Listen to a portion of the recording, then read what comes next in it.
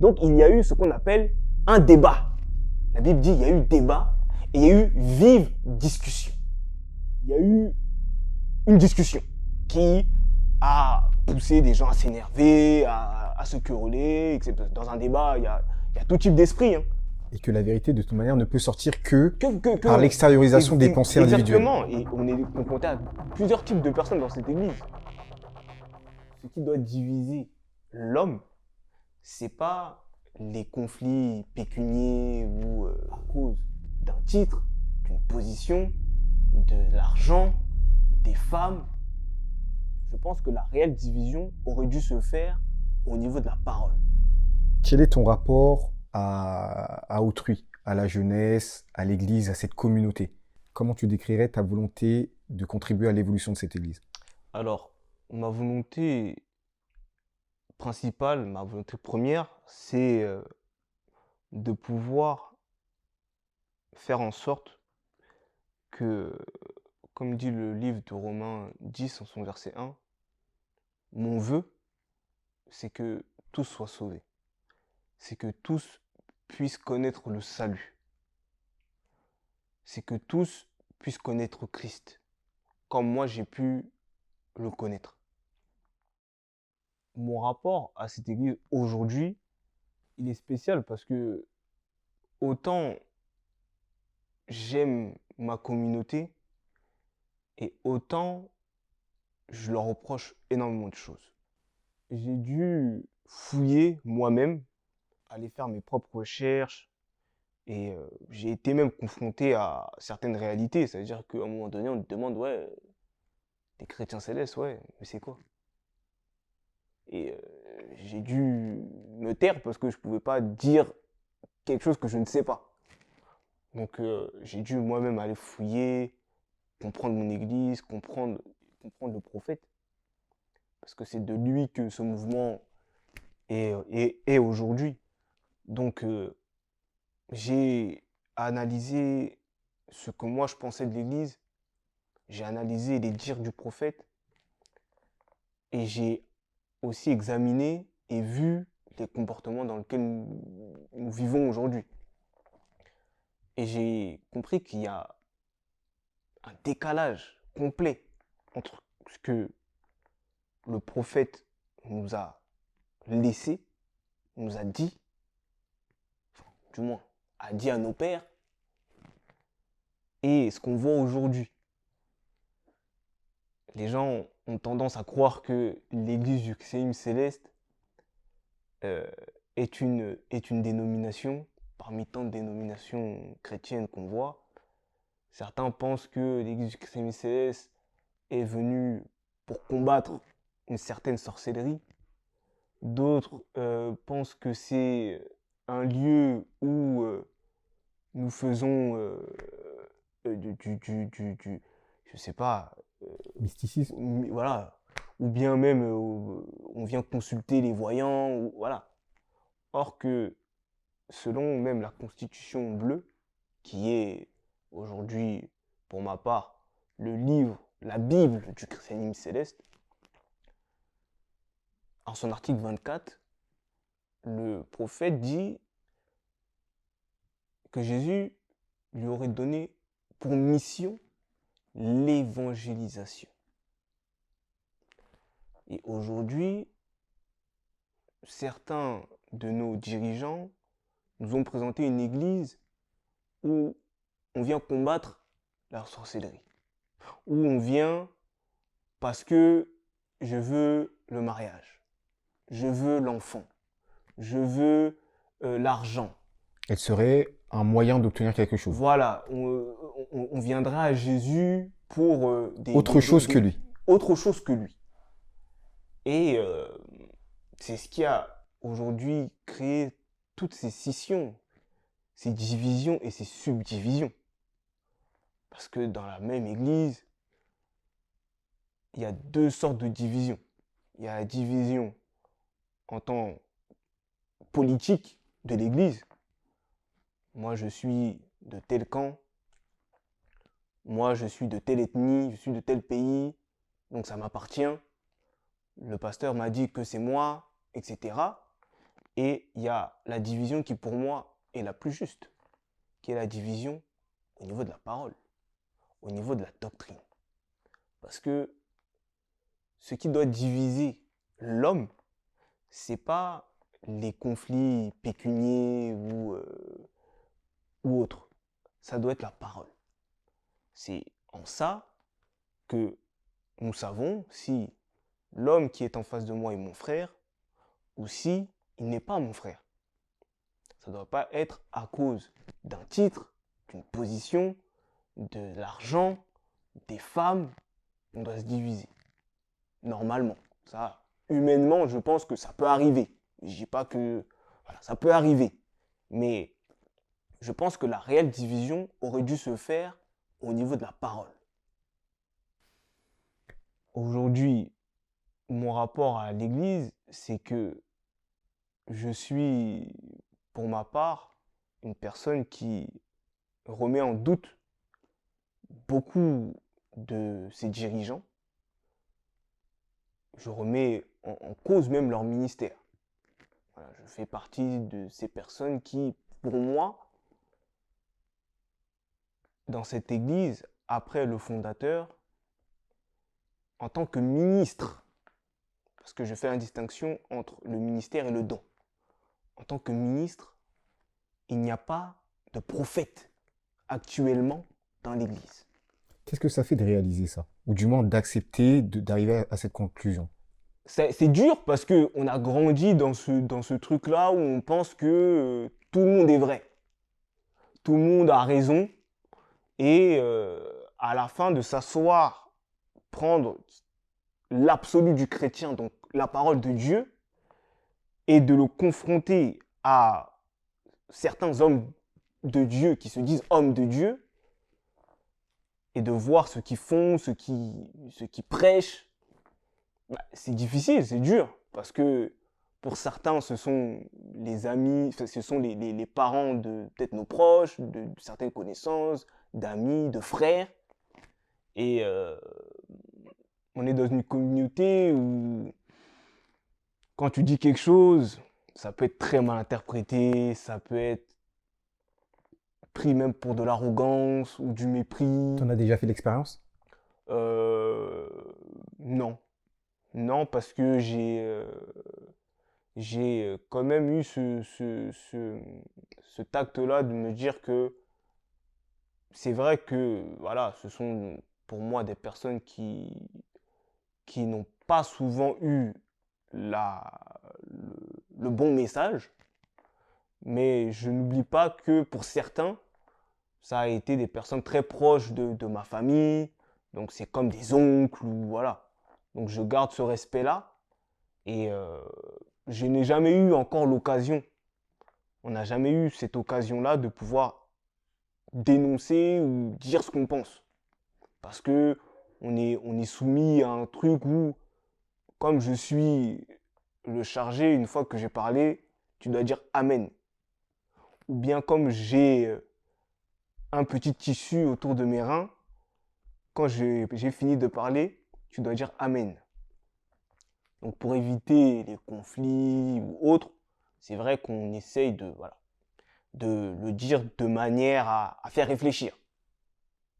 Voilà, ah papa, devancier, tu dis ça, t'as dit ça, je suis pas trop d'accord avec toi. Et généralement, ça se finit soit en ce que je dis, c'est la vérité, et puis quand tu vas grandir, tu vas comprendre, ou même on te répond pas, tout simplement. Donc, tu as Donc, déjà fait l'expérience de... non, je sais que certaines personnes en ont fait l'expérience. Moi, personnellement, non.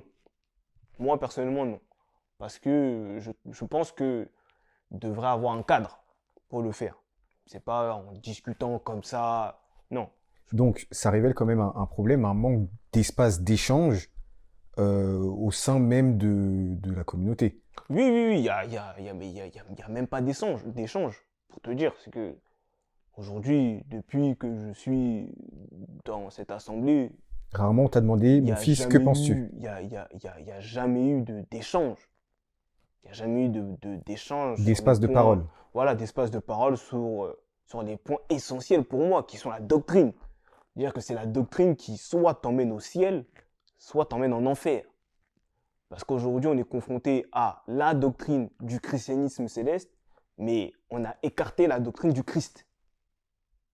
C'est-à-dire qu'aujourd'hui, le chrétien céleste, comme je le disais, on en a fait une dénomination. On en a fait une église dénominationnelle parmi tant d'autres. Ça veut dire que nous voyons qu'il y a la doctrine du catholicisme, il y a la doctrine des protestants, il y a la doctrine des méthodistes, et aujourd'hui, il y a la doctrine des chrétiens célestes. Ça veut dire que pour être chrétien céleste, il y a de nombreux dogmes qu'il faut appliquer. Mais le problème, c'est que on ne te dit pas que pour être chrétien, voici ce qu'il faut appliquer. Mais pour être chrétien céleste. Est-ce que ces deux ne sont pas censés fusionner?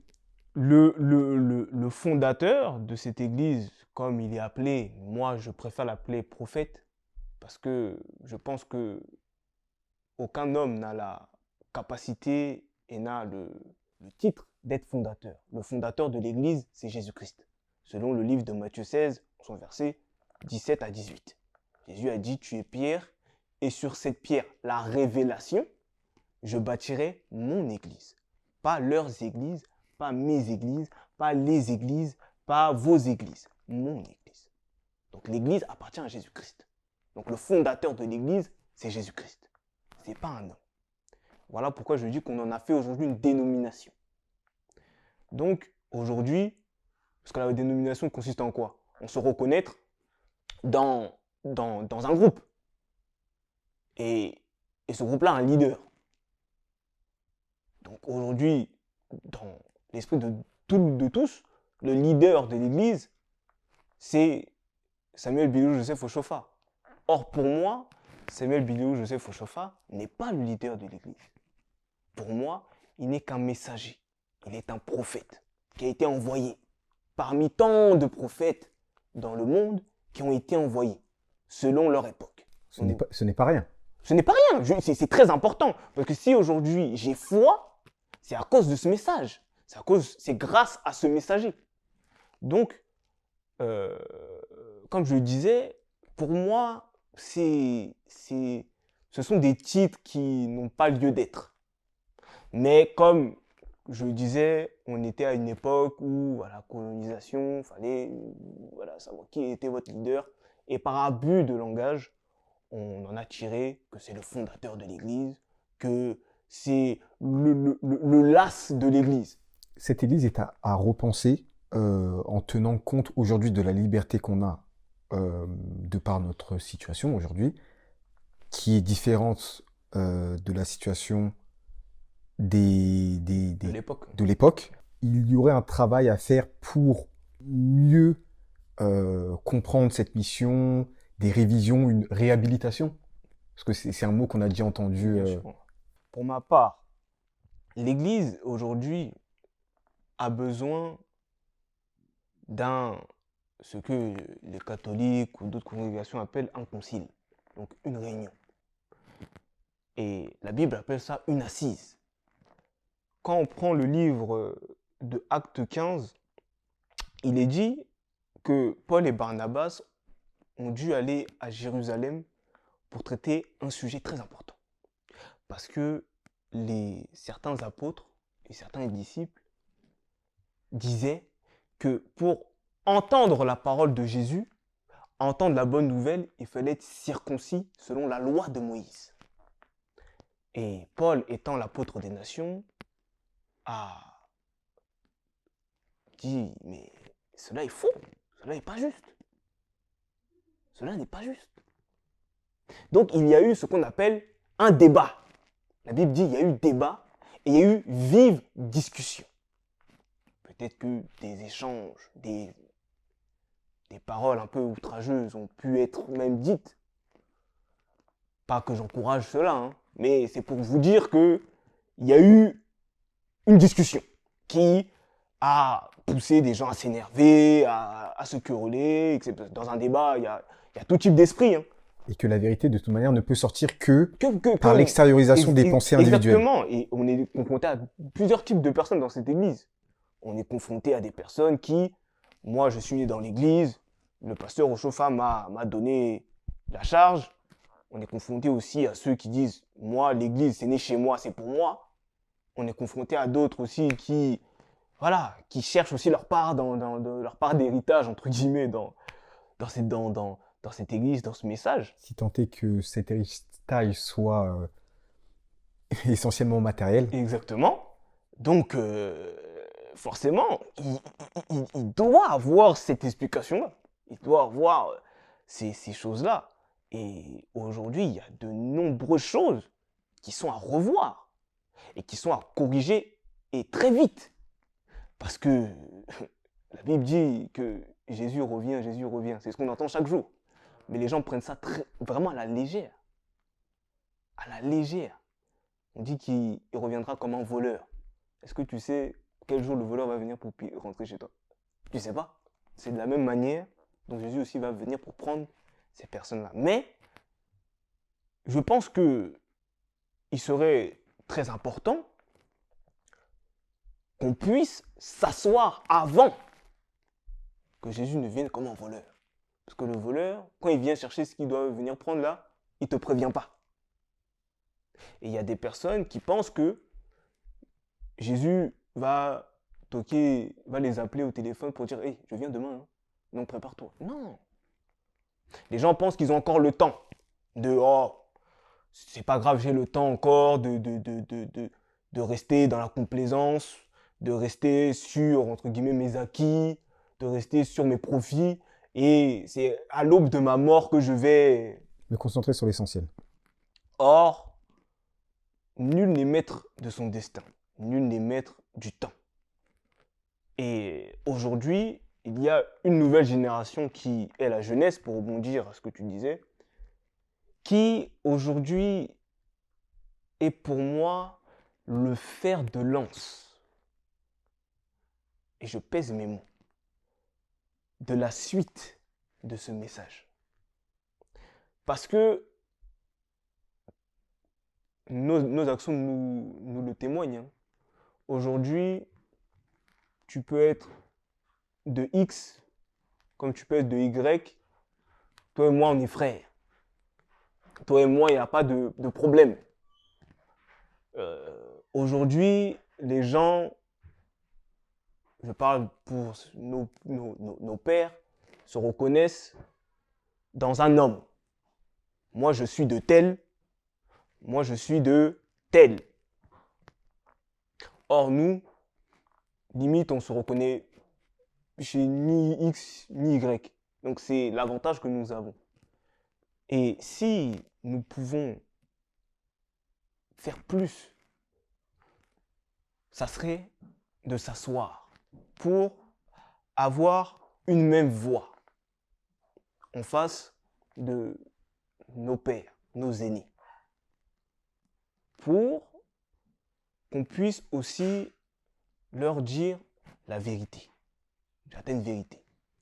Parce que pour moi, le réel amour, c'est ça. L'amour, c'est de dire à ton frère, à côté de toi, il y a un serpent, fais attention, lève-toi. S'il dort, s'il faut même le gifler pour qu'il se réveille, je suis prêt à le faire. Parce que Paul a dit à Timothée, prêche la parole. Insiste en toute occasion, favorable ou non. Or, aujourd'hui, on n'a pas cette occasion-là de pouvoir parler de façon courtoise avec nos pères. On n'a pas cette occasion-là parce que pour certains, ils ont des missions, ils voyagent, d'autres n'ont pas le temps, etc., sont souvent fatigués ou autres. Bref. Donc un point essentiel, c'est un espace d'échange. Le principal, ça serait d'avoir un échange, un débat même. Pas qu'un échange, un débat, parce qu'il y a des points qu'on ne doit plus avaler. Voilà.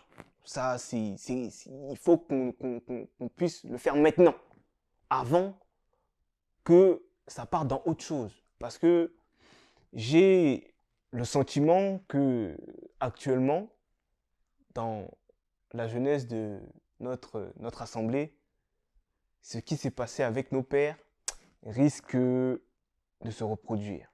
Mais quand je dis se reproduire, pour moi, c'est se reproduire de la bonne façon. Parce que là, ce ne sera pas une affaire d'argent. Je ne pense pas. Ça ne sera pas une affaire de quelqu'un a cherché ma femme ou autre. Ça ne sera pas une affaire de position, de titre. Mais ça serait une affaire de parole. Ça serait une affaire de il est écrit, il est aussi écrit. Ça sera une discussion, des débats sur qu'est-ce que l'Église, quel est le message de Samuel Bilou Joseph Ochofa, quelle est notre mission. Ça ne sera pas sur c'est moi le suprême most assistant Jésus évangile. Non, ça ne sera pas ça. Mais finalement, ce débat-là, ils auraient pu l'avoir aussi avant. Donc, quel que soit le motif, finalement, à partir du moment où on se détourne de l'essentiel qui est la parole, ça peut aboutir à des choses qui n'ont pas lieu d'être. Qui n'ont pas lieu d'être. Voilà pourquoi j'insiste encore sur ça. Il faut un débat pour que, nos pères puissent savoir quel dépôt nous avons, parce que les années ont passé. Moi, c'est depuis 2018 que j'ai accepté Jésus. Donc, depuis 2018 jusqu'à aujourd'hui, j'ai pris en maturité spirituelle. J'ai pris en maturité même au niveau de la lecture de la Bible. Donc, il y a des choses sur lesquelles on doit revendiquer notre position. Parce qu'il y a des choses qui sont essentielles, élémentaires même, pour le chrétien. Avant d'être chrétien céleste, il faut être chrétien. Pour ma part. Hein. Après, pour d'autres, chacun voit midi à sa porte, comme on dit. Mais, pour ma part, il faut que, avant d'être chrétien céleste, là, tu sois chrétien. Parce que si tu ne sais pas ce que c'est déjà être chrétien, comment tu vas savoir ce que c'est qu'être céleste, selon toi? Donc, il faut un débat. Il faut des échanges. Il faut des thèmes. Voilà. Il y a ça dans l'église. Thème. Est-ce que Ochofa a dit qu'il fallait faire ça?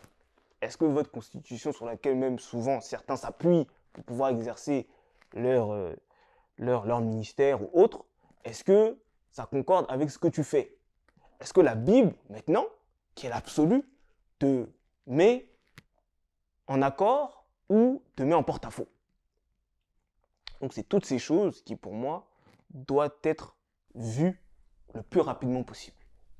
Il y a déjà des instances qui sont mises en place par la jeunesse ou même par les dignitaires pour échanger.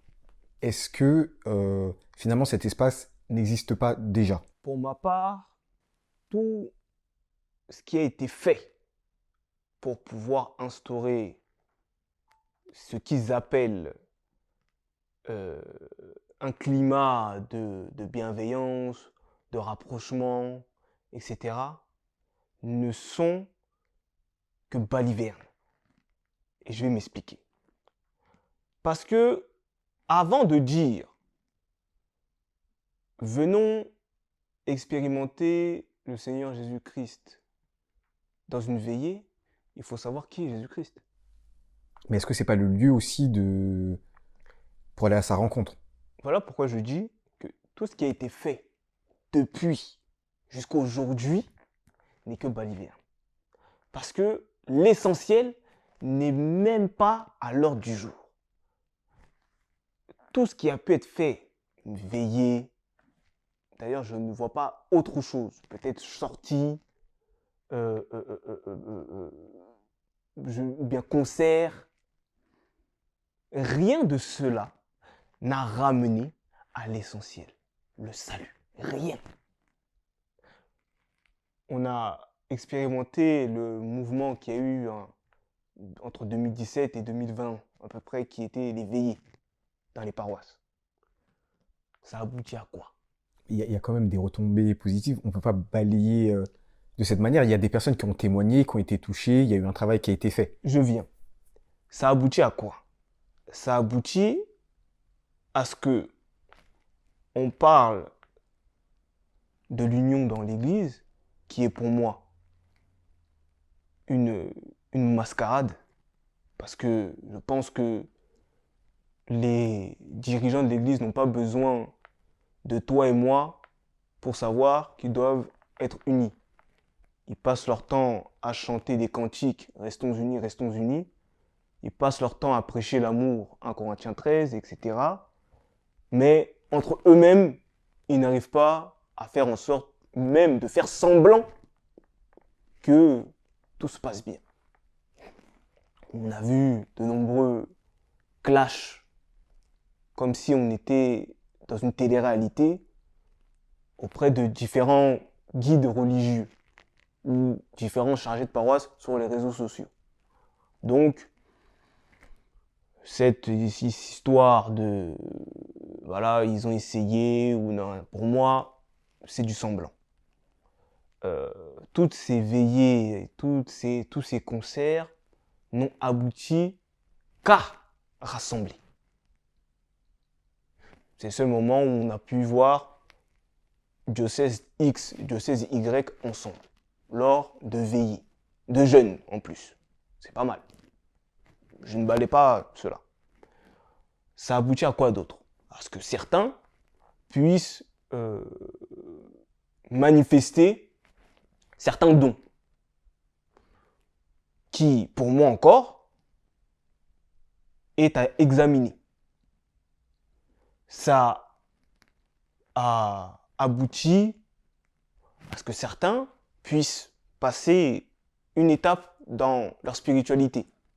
L'onction, charge, etc. Mais l'essentiel n'est toujours pas à l'ordre du jour. Okay. J'ai le don. J'ai rassemblé X, Y. Mais est-ce que l'essentiel y est? Est-ce que on partage la même foi? Parce que ce qui rassemble le chrétien, c'est la foi. Car c'est par cette foi-là qu'on est sauvé.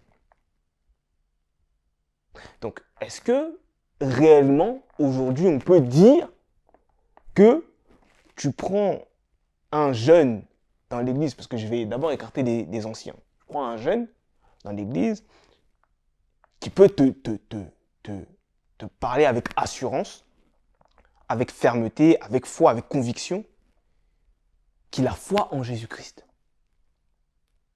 Ça, c'est un point d'interrogation qui est encore à l'ordre du jour. Parce que pour moi, c'est le plus essentiel. Est-ce que là, si demain, Jésus-Christ te rappelle, tu as l'assurance et la certitude que tu ne verras point la corruption, tu ne verras point le séjour des morts. Es-tu sûr que en quittant cette terre aujourd'hui, à cet instant, tu puisses demeurer dans le sein d'Abraham? Parce qu'aujourd'hui, on nous fait croire que c'est par des messes de requiem que même si tu as mal agi sur la terre, Dieu va prendre compassion de nos prières et te prendre avec lui. Mais est-ce que c'est ce que Jésus dit? Donc voilà pourquoi j'insiste. Est-ce que le salut a été présenté?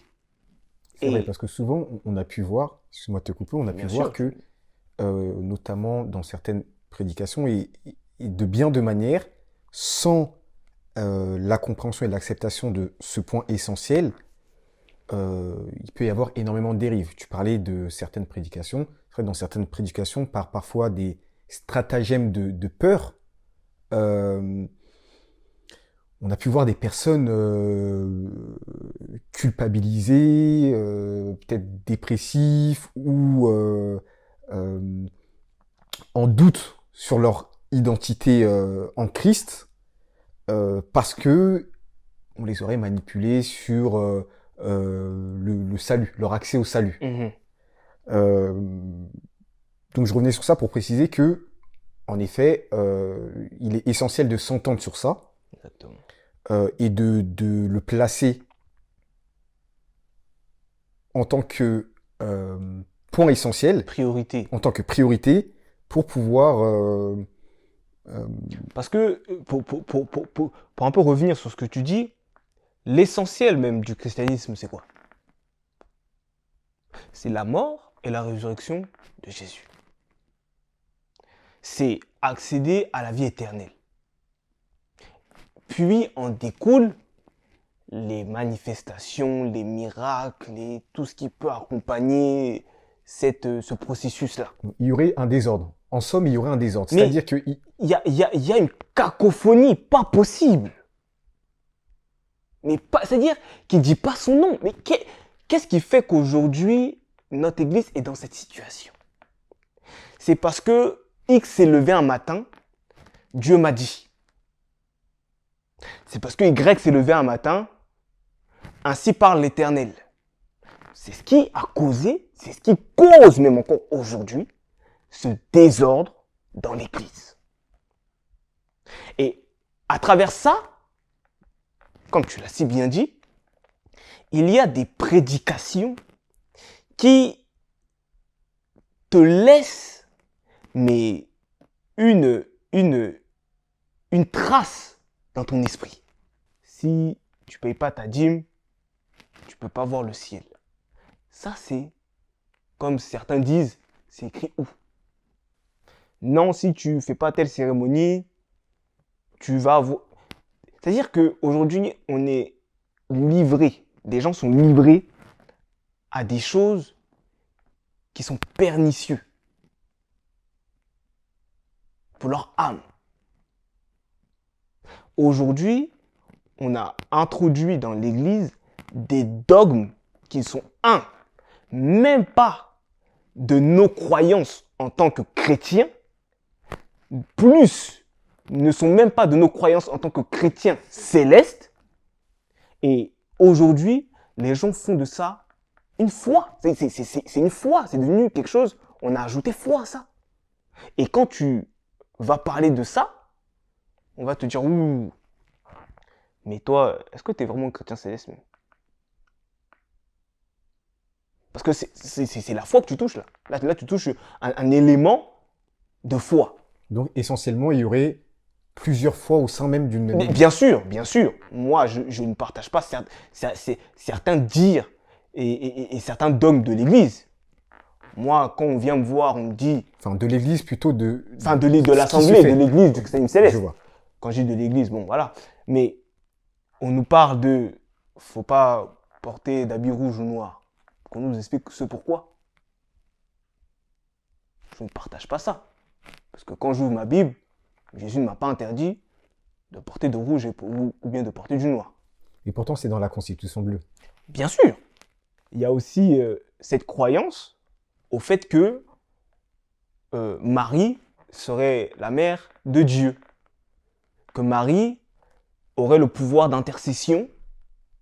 Que Marie serait montée au ciel. Je ne crois pas en cela. Et la Bible ne mentionne pas cela. Pourtant, c'est un élément de foi dans l'Église. On voit même certains guides, certains pasteurs, certains chargés mettre des toges à l'effigie de Marie.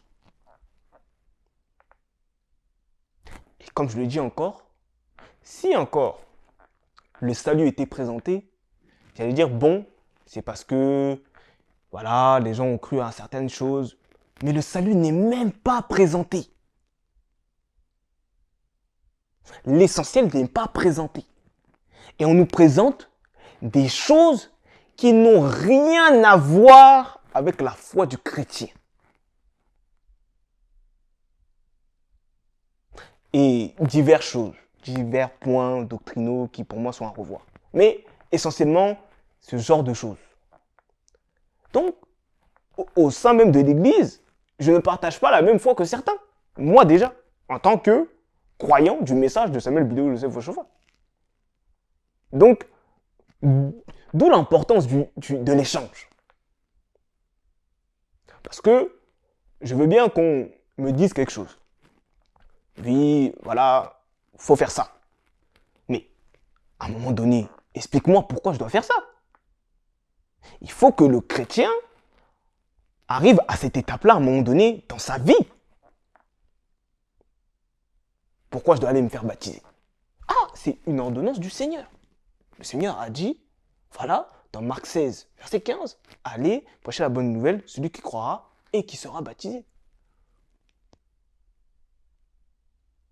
Mais tu viens avec un dogme que tu ne pourras jamais expliquer. Jamais. C'est même pas que tu vas essayer de bricoler. Tu ne pourras jamais. En tout cas, tu reconnais quand même que c'est dans la Constitution et que donc... Attention, je reviens là-dessus. Dans la Constitution, pour Marie, je tiens à le préciser, il n'y a jamais été écrit et il n'est pas écrit et nulle part ailleurs, dans les dires même du prophète, il n'a été dit que Marie devait être adorée, que Marie avait le pouvoir d'intercession, que Marie serait mère de Dieu. D'ailleurs, même le prophète l'a appelée Sainte Marie, qui est juste, parce que selon le livre de Acte 1, il me semble c'est au verset 12, on dit qu'ils étaient tous à l'attente d'assignation pour attendre le Saint-Esprit. Or, celui qui est saint, c'est celui qui a reçu le Saint-Esprit. Donc oui, Marie est sainte. Je dis amen à cela. Mais toutes ces divergences qu'il y a après, pas moi, mais la Bible ne reconnaît pas. Un message à la jeunesse, à ton église que tu aimes, et également au William de demain. Qu'est-ce qui serait essentiel aujourd'hui? Quel message tu pourrais adresser à tes frères, à tes sœurs, et je l'espère à tes parents aussi, en vue de l'amélioration d'un meilleur avenir de l'Église du Christianisme céleste? Alors le message que je peux apporter à mes frères et à mes sœurs, je tiens à leur dire déjà que c'est par amour que je dis toutes ces choses. C'est pas pour être intéressant ou pour véhiculer une quelconque révolte. Mais c'est pour que nous puissions relever le message de Samuel Bilio Joseph Oshofa qui a pour mission d'évangéliser. Il y a différentes manières. Par ton comportement, par tes chants, par ta prédication. Et cela, nous devons être fermes là-dessus pour avoir un christianisme digne tel que les apôtres nous l'ont laissé. Je pense que Dieu nous fera grâce et a déjà fait grâce du fait que cette Église, ce message dans lequel nous sommes, puisse être compris. Parce que beaucoup ne le comprennent pas. Beaucoup assimilent ce message à une dénomination, assimilent ce message à une secte, assimilent ce message juste au fait de ne pas porter des chaussures, de ne pas manger de viande de porc, de porter une soutane, et ça s'arrête là, pour certains. Mais il faut que tous ces symbolismes-là puissent être expliqués à tous. Que tu sois catholique, méthodiste, évangélique, baptiste, céleste, l'essentiel, c'est de te reconnaître en Jésus-Christ. C'est ça l'essentiel. Ce n'est pas de te reconnaître en Constantin, ou bien à Martin Luther, ou bien à John Wesley, ou à Samuel Bidou, Joseph Ochofa, mais de te reconnaître en Christ. Pour nos aînés, dans ce message, ce que je peux leur dire, c'est de revenir à la parole de Dieu. Quand Paul dit à Timothée, insiste en toute occasion, c'est parce qu'il sait qu'il va arriver un moment où tu vas être confronté à des dilemmes. Ah, si je dis ça, je vais peut-être perdre 75% de mes fidèles. Mais mieux vaut entrer au paradis avec une jambe en moins que aller en enfer avec tous tes membres. Ou que le Seigneur te dise au dernier jour, retirez-vous de moi, je ne vous ai jamais connu. Mieux vaut dire la vérité, ce qui est, que rester dans la complaisance, rester dans le conformisme. Voilà, comme je suis déjà à un poste élevé, ou comme j'ai des avantages, je paye ma maison avec, voilà, je gère ma vie comme ça là. Si je dis la vérité, c'est fini. Mieux vaut dire cette vérité-là et de perdre toutes ces choses-là. D'être à l'image de Paul. Paul qui a dit, j'étais avec les Gamaliel, chez les pharisiens là, j'étais le numéro 1. Moi-même, je suis juif de la tribu de Benjamin. Mais tout ça, je regarde ça comme de la boue, parce que je suis Jésus-Christ. Mieux vaut être à l'image de Paul que de se détourner de la voie qui mène au salut. Amen. Merci William Merci. pour ce temps d'échange, pour cette honnêteté et cet amour partagé. Ce fut un plaisir. Un plaisir, un plaisir.